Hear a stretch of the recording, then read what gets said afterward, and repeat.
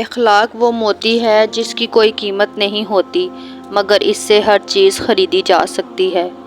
ناراض رہنا، رسول اللہ صلی اللہ علیہ وآلہ وسلم نے فرمایا 3 دن کے بعد بھی روٹھے رہنا جائز نہیں ہے۔ انسان کی خواہشات کا پیالہ کیوں نہیں بھرتا؟ کیونکہ اس میں ناشکری کے سراغ ہوتے ہیں۔ زندگی کا یہ ہنر بھی آزمانا چاہیے، جنگ کسی اپنے سے ہو تو ہار جانا چاہیے۔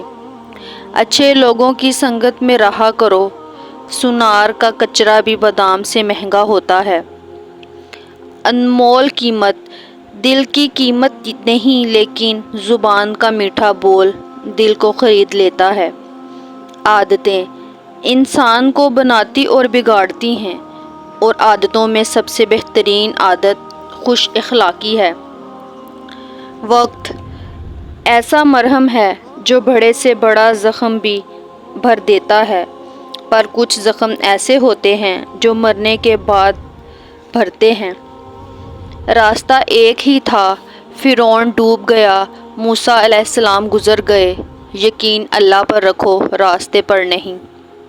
اگر آپ کا بلڈ پریشر غریب کے سامنے جلدی چڑھ جاتا ہے اور امیر کے سامنے نارمل رہتا ہے تو آپ بلڈ پریشر کا نہیں، منافقت کا علاج کرائیں۔ صبر والے سکون میں رہتے ہیں کیونکہ انہیں معلوم ہوتا ہے کہ اللہ بہتر کرے گا۔ خدا کی راہ میں کوشش کرو اور کبھی پیچھے مت ہٹو، کیونکہ خدا نے تم سے کوشش مانگی ہے، نتیجہ نہیں۔ بات پتے کی، کام کرنے والوں کی قدر کرو، کان بھرنے والوں کی نہیں۔